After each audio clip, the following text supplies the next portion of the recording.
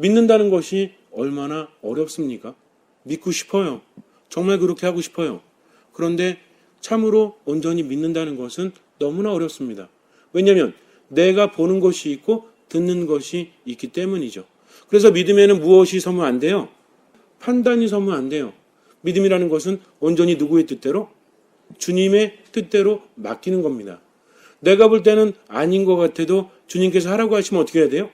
그렇게 해야 돼요. 내가 보면 이거인 것 같아도 주님이 하지 말라고 하시면 하지 말아야 하는 것이 바로 믿음이라는 겁니다. 믿음에는 내 생각이 들어가요? 들어가지 않아요? 들어가지 않아요. 주님께서 일단 말씀하셨으면 나는 실천하면 그것이 진정한 믿음이라는 거죠. 그러니까 많이 아는 사람일수록 믿기가 쉽겠어요? 어렵겠어요? 믿기가 어려워요. 자기 자신이 크기 때문입니다. 안다는 것은 무엇입니까? 인간의 지혜와 하느님의 지혜는 같지 않다. 여러분들 잘 아시겠지만 그래서 다윗을 왕으로 뽑을 때도 사실은 사무엘이 볼 때, 예언자 사무엘이 볼 때 다윗이 왕감이었어요?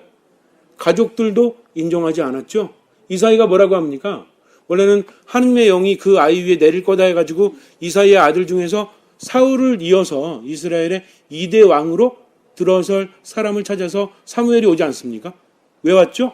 그에게 기름을 부어서 왕으로 만들기 위해서. 근데 이사이의 아들들을 쭉 봤더니 내가 볼 때는 괜찮은데 잘생긴 사람도 있고 좀 용맹스럽게 생긴 사람도 있고 좀 지혜롭게 생긴 사람도 있는데 누구 뜻이 아니야? 하나님의 뜻이 아니라는 거죠. 그래서 요 아들 정도면 왕감으로 괜찮은 것 같은데 근데 하나님은 계속 아니라고 말씀하십니다. 아들들을 다 보여줬죠? 다 보여줬는데 그런데도 하나님께서는 아니라고 하세요. 그럼 또 다른 아들이 있다는 얘기예요? 없다는 얘기예요? 있다는 얘기죠? 그래가지고 이사이에게 또 다른 아들은 없습니까? 그랬더니 뭐라 그래요? 하나 있긴 있는데 설마 그 얘기했어요 하면서 누구도 인정하지 않았어요. 가족도 아버지도 형제들도 인정하지 않았습니다. 괜찮다고 하느님께서 보시는 눈은 다르니까 데려오라고 하죠. 그랬더니 그 아이의 위에 하느님의 영께서 뻗으십니다. 인간적으로 볼 때는 가장 보잘것없는 그런 아이였지만 하느님께서는 그를 뽑아서 왕으로 세우셨다는 거죠. 그래서 하느님의 뜻과 인간의 뜻은 같습니까? 다릅니까? 다르다는 거죠. 그래서 우리 생각 안에 하느님은 담기시는 분이십니까? 그분의 뜻은 우리가 이해할 수 없죠. 그래서 뭐라고 불러요? 신앙의 신비라고 부릅니다. 이 사람도 알고 저 사람도 알고 다 알면 신앙의 신비예요? 모르기 때문에 가리워져 있기 때문에 신앙의 신비라는 거죠. 그래서 신앙이라는 것은 이해되어지는 것이 아니라 체험되어지는 것이다. 왜? 신앙이 무엇이기 때문에? 여러분들 그런 얘기 들어보셨죠? 신앙이라는 것은 이해되어지는 게 아니다. 신앙이라는 것은 체험되어지는 거다. 물론 교리를 알고 성경을 알고 배우는 건 중요해요.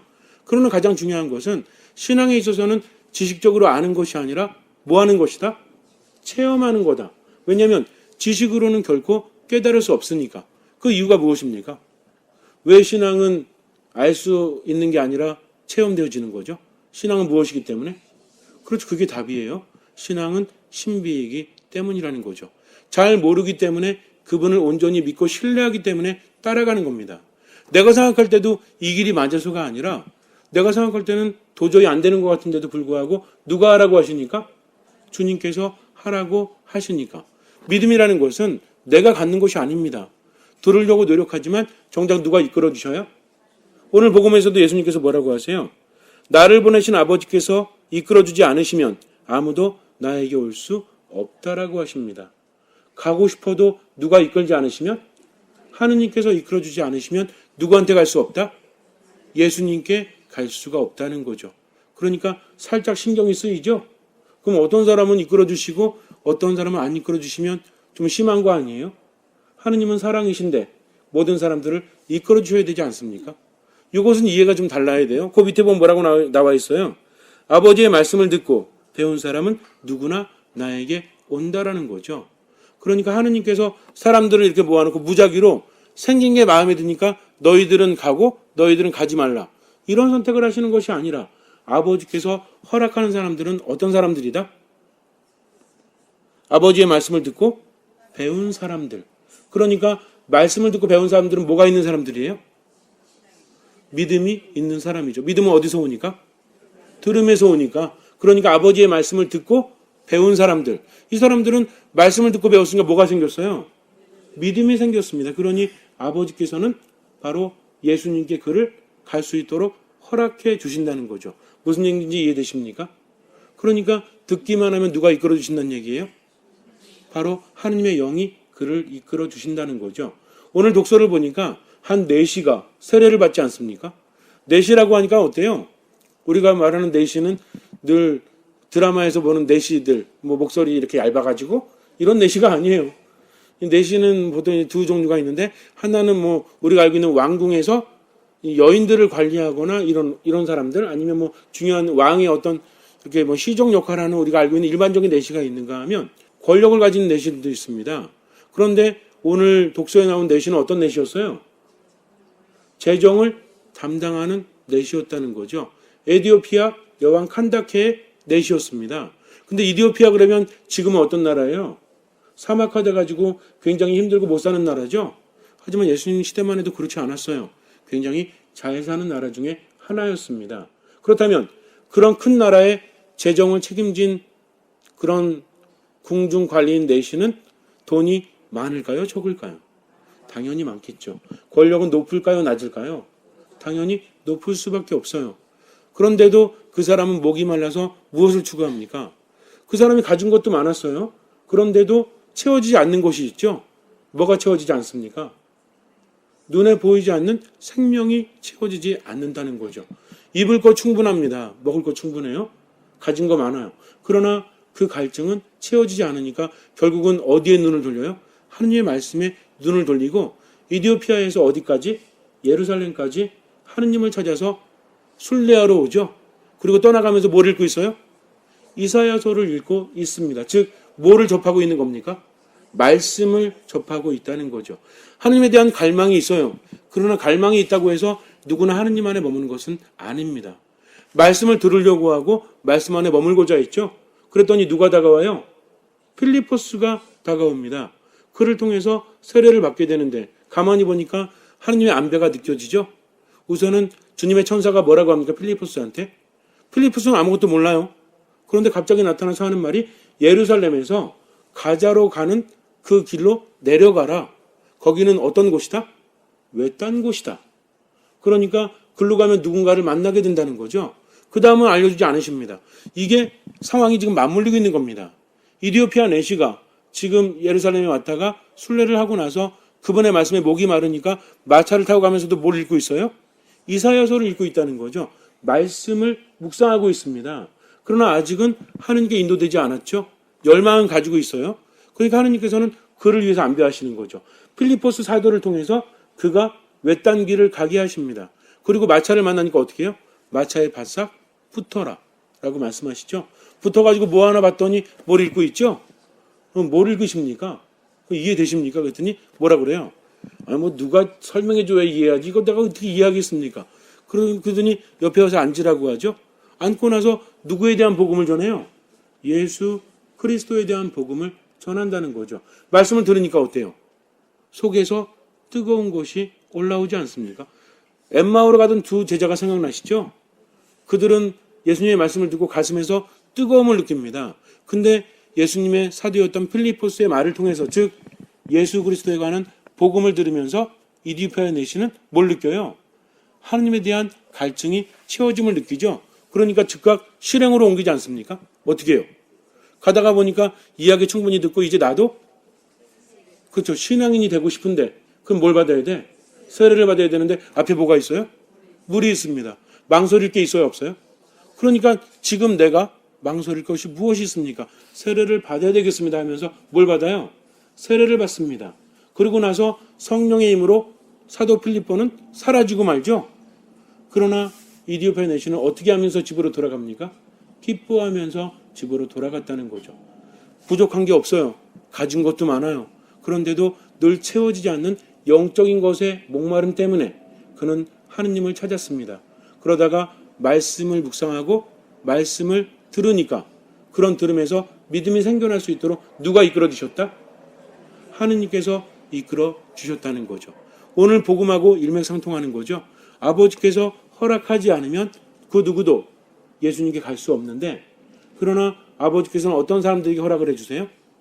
아버지의 말씀을 듣고 배우는 사람들, 이 사람들을 그리고 실천하는 사람들을 바로 예수님께 이끌어 주신다는 겁니다. 즉 말씀을 통해서 믿음이 생겨난 증거라고 우리가 바라볼 수 있다는 거죠. 예수님께서 뭐라고 하십니까? 나를 믿는 사람은 영원한 생명을 얻는다라고 하십니다. 내가 진실로 진실로 너희에게 말한다라고 말씀하세요. 요한복음 안에서 진실로 진실로 2번 반복되는 경우가 상당히 있죠. 아주 많지는 않지만 그래도 몇 군데 있습니다. 그러면 왜 2번 반복되죠? 예수님께서 말씀하시면 진실되지 않는가요? 우리가 보통 그러잖아요. 이거 내가 정말 이야기하는 건데 라고 하면 그 전까지는 이야기하지 않은 겁니까? 너 이거 정말 이건 들어야 돼 라고 한다면 그 전까지 말은 무시해도 된다는 말입니까? 그게 아니라 딴 거는 몰라도 이것만큼은 반드시 지키란 얘기죠. 그러니까 예수님께서 내가 진실로 진실로 너희에게 이르노니 하실 때는 뭐예요? 이건 정말 중요하다는 겁니다. 즉 어떤 사람이 영원한 생명을 얻는다? 나를 믿는 사람은 영원한 생명을 얻는다라고 하십니다. 아까 말씀드렸지만 믿음에는 뭐가 없다고 그랬어요? 믿는 사람은 뭐 하지 않는다? 판단하지 않는다. 왜? 신앙의 신비이기 때문에 내가 알지 못하니까. 그분의 말씀이니까 생각할 겨를이 없어요. 그러니까 그것을 따를 뿐입니다. 믿음이라는 것은 그분이 우리에게 좋은 것을 주시니까. 그러니까 믿음에는 뭐가 따르면 안 된다? 판단이 따르면 안 된다. 그럼 어떤 사람이 판단하지 않죠? 물론 믿음이 있는 사람. 근데 믿음에는 뭐가 같이 곁들여진다고 그랬어요? 믿는 사람은 어떤 사람이다? 겸손한 사람이다. 겸손한 사람은 어떤 사람이에요? 나를 버리고 비우는 사람이다. 그리고 누굴 따르는 사람이다? 예수님을 따르는 사람이다. 그러니까 믿음에는 겸손과 무엇이? 순명이. 겸손하지 않는데 순명이에요? 말이 안 돼요. 자기 판단하지 않는다는 것은 자기를 비운다는 겁니다. 그렇기 때문에 순명할 수 있는 것이고 순명하는 사람은 뭘 가져요? 믿음을 갖는다는 거죠. 그래서 내 뜻이 아니라 누구의 뜻대로? 그래서 예수님께서 뭐라고 하십니까?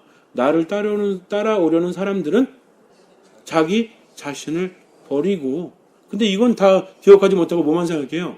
자기 십자가를 매일 지고 나를 따라야 한다는 것만 기억하니까 힘들어요, 안 힘들어요? 그러니까 힘들죠. 왜 힘듭니까? 십자가가 무거워서 힘든 게 아니라 뭘 안 버리니까? 내 자신을 버리지 않았으니까. 제가 군종신부로 가가지고 2000 그때가 4년도부터 한 5년에 걸쳐가지고 한 3개월 정도 동안 한 28kg가 쪘어요. 그다음부터 뭐가 무거워? 몸이 무거워. 그래가지고 원래는 옛날에 산을 좀 좋아하다가 살찐 다음부터 산을 싫어했어요. 왜 싫어할까요? 힘드니까. 옛날에는 막 뛰어다니는 산이었는데 이제는 어때요? 배낭을 안 맸는데도 힘들죠? 왜? 어떤 사람은 이딴만한 배낭 메고도 잘 올라가요. 저는 요만한 배낭 메고도 되게 힘들었어요. 왜? 분명히 눈으로 볼 때는 누구 배낭이 더 커요? 그 사람이. 제 배낭은 요만할 테니까요. 그 사람 배낭은 이딴만 했고, 그럼 누가 힘들어야 돼? 아니 큰 배낭 맨 사람도 힘들어야지 왜 조그만 배낭 맨 내가 힘듭니까? 그럼 왜 힘들어요? 배낭은 가벼운데 뭐가 무거우니까? 몸이 무거워서 그래요. 그러니까 산을 제대로 아주 가볍게 올라가려면 배낭만 바꾼다고 되는 것이 아니라 뭐 하면 돼요? 그렇죠. 나를 버리면 돼요. 그게 뭡니까? 이게 다이어트잖아요. 이게 살을 빼는 거죠. 마찬가지입니다. 우리가 삶을 살아가면서 믿음을 가짐에 있어서 가장 중요한 것은 내 십자가 무거워서 힘든 것이 아니라 뭐가 무거워서 힘든 거예요? 내가 무거워서 힘든 겁니다. 앞에 있는 일 때문에 힘듭니까? 아니면 내 슬픔이나 내 괴로움이나 내 우울함 때문에 삶이 힘듭니까? 어쩌면 내가 판단하니까 힘들잖아요. 나는 원래 팔자가 이러려니 나는 운도 지질이 없으니까 내한테 뭐 잘 되는 일이 있어? 라는 생각을 하는 사람은 어떤 일 때문에 망하는 것이 아니라 뭐 때문에 망해요? 제 생각 때문에 망하죠. 내가 이미 판단하고 있는데 기쁜 일이 생길 수 있겠습니까? 어떤 사람 만나면 얼굴을 찡그리겠어요? 아니면 기뻐하겠어요? 당연히 찡그리죠. 왜? 나는 운도 지질이 없는 사람이니까. 나는 팔자가 세니까. 이게 내 안에 틀에 박혀가지고 스스로 기뻐하지 못하니까 힘을 내지도 못하고 다른 사람들에게 좋은 에너지도 주지 못하니까 일이 잘 될 리가 있습니까? 없습니까? 없다는 거죠. 그럼 믿음을 가진 사람은 팔자 타령하면 돼요? 안 돼요? 안 된다고 그랬죠? 무슨 타령해야 된다고 그랬어요? 섭리 타령을 한다고 그랬죠? 팔자 타령하고 섭리 타령은 같아요, 달라요? 팔자 타령은 뭐예요? 아이고 내 팔자야 이러는 거죠? 섭리 타령은 뭐예요? 하느님의 섭리대로 신앙의 신비대로 하면서 모든 것을 맡기는 겁니다. 걱정만 하는 사람은 뭐가 없는 거예요? 믿음이 없죠. 왜? 아니 온전히 믿지 못하니까 나를 버리지 못하니까 뭐해? 걱정하죠. 걱정하면서 모든 에너지 다 쏟아부니까 일이 해결이 되지 않죠. 그럼 슬픔에 잠겨있는 사람은 뭐가 없는 사람이에요? 믿음이 없는 사람입니다. 불평하는 사람은 뭐가 없어요? 믿음이 없죠. 그럼 불평하면 믿음이 없으니까 안에 뭐가 가득 차 있어요? 세상에 대한 분노, 불만, 슬픔, 우울함이 가득 차 있으니까 그러니까 당연히 그렇게 될 수밖에 없다는 겁니다. 그래서 가장 중요한 것은 믿는 사람은 뭐 하지 않는다? 물론 불평, 슬픔 이런 거 말고 한 단어로 요약한다면 믿는 사람은 뭐 하지 않는다? 판단하지 않는다. 오로지 누구의 뜻대로? 주님의 뜻대로. 내일 걱정합니까? 안 합니까? 예수님 뭐라고 하셨어요? 내일 걱정은 내일이 하도록 맡겨라. 기가 막히지 않아요? 내일 가서 내가 하라는 게 아닙니다. 누가 하도록? 내일이 하도록 맡기래. 그러니까 뭐 하지 말라는 얘기예요? 걱정하지 말라는 거죠. 그럼 어떤 사람은 그러죠. 아니 예수님께서 내일 걱정하라고 그랬으니까 내일이 되면 걱정해야 되겠네요? 내일 되면 내일이 뭐가 돼요? 오늘이 돼요. 그럼 또 언제 맡기면 돼요? 또 내일에 맡기면 돼. 그러니까 결국은 무슨 얘기예요? 걱정하지 말라는 겁니다. 온전히 믿었으면 어떻게 하면 돼요? 지금 최선을 다하면 되는 거죠. 또 어떤 사람은 뭐 알아서 해주시겠지 뭐 하고 가만히 있어요? 이 사람 믿음이 있는 사람이에요? 그 사람 대책 없는 사람이에요. 그게 아니라 믿음이 있다면 믿음은 무엇으로 드러나야 되죠? 주님께서 알아서 해주시겠지라는 건 믿음이 아니에요. 진짜 믿음은 무엇입니까? 내 뜻이 아니라 주님의 뜻대로. 그러니까 지금 여기에서 주님께서는 무엇을 바라실까를 묵상하면서 기도하는 사람은 그것을 실천하죠. 그러니까 다르지 않습니까? 그렇다면 믿음이 있는 사람은 판단하지 않고 누구의 뜻대로? 주님의 뜻대로 지금 살아갑니다. 성경을 모르면 되겠어요? 안 되겠어요? 주님께서 나에게 뭘 바라시는데 어떻게 알아? 뭐 밤에 칠보상 가갖고 눈 감고 있을 거야 이렇게? 거기 밤에 가면은 자꾸 통성기도하고 난리가 났죠? 옆에 자리 잡고 앉아가지고 주님 당신 뜻이 무엇입니까? 아무리 외쳐보세요. 주님께서 말씀해 주실 것 같아요? 이미 다 말했는데 무엇을 통해서?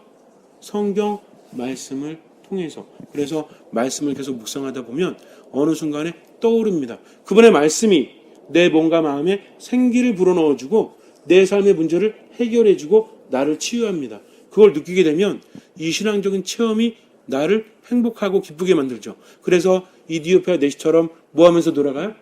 기뻐하면서 돌아갑니다. 여러분들은 어디서 하느님 만나요? 말씀을 통해서 또 성체를 통해서 이 미사를 통해서 하느님 만나서 치유받고 힘받고 어떤 마음으로 돌아가야 돼요? 투덜투덜하면서 추워 죽겠는데 말이지. 그냥 성당이 이렇게 추워 이러면서 가야 돼요? 비록 추움에도 불구하고 그분의 말씀을 들었으니 얼마나 행복해요. 그래서 이제는 내가 힘내서 살아야 되겠다. 그러니까 미사 끝에 뭐라고 해요? 하느님 감사합니다. 하느님 추워 죽겠습니다. 이럽니까? 하느님 힘들어 죽겠습니다. 이러지 않잖아요. 우리는 말끝마다 하느님 감사합니다 외치면서 돌아간다는 거죠. 이것이 바로 신앙입니다. 이제 마지막 문제 낼게요. 믿음이 있는 사람은 뭐하지 않죠? 판단하지 않습니다. 그러니까 하느님의 뜻에 온전히 순명합니다. 왜? 자기 자신을 비운 뭐한 사람이니까? 겸손한 사람이니까. 겸손한 사람은 온전히 순명하니까 그분께 온전히 신뢰를 두니까 매사에 뭐합니까? 하느님께 감사하죠. 감사하니까 하느님께 기도하죠. 믿음을 가졌으니 평상시에 듣죠. 그러니까 늘 말씀을 묵상하고 늘 기도하고 가장 중요한 어디 안에 머뭅니까? 말씀을 듣고 그분을 받아 모실 수 있는 성체 성사 안에 미사 안에 머문다는 거죠. 나는 살아있는 빵이다. 나를 먹는 사람은 영원히 죽지 않는다. 즉 영원한 생명을 얻는다 했습니다. 그럼 우리는 뭐 하면 돼요? 성체 성사 할 때마다 야, 저 밀떡이 저게 정말 예수님 몸이 되는 거야? 저 포도주하고 물이 정말 예수님의 피가 되는 거야? 라고 생각할 것이 아니라 누가 말했어요? 나는 살아있는 빵이다라고 말씀하십니다. 그럼 살아있는 빵은 뭐죠? 유산균이 바글바글 되는? 그게 아니잖아요. 그분께서는 당신의 살과 피를 우리에게 주셨죠? 우린 뭐 하면 돼요?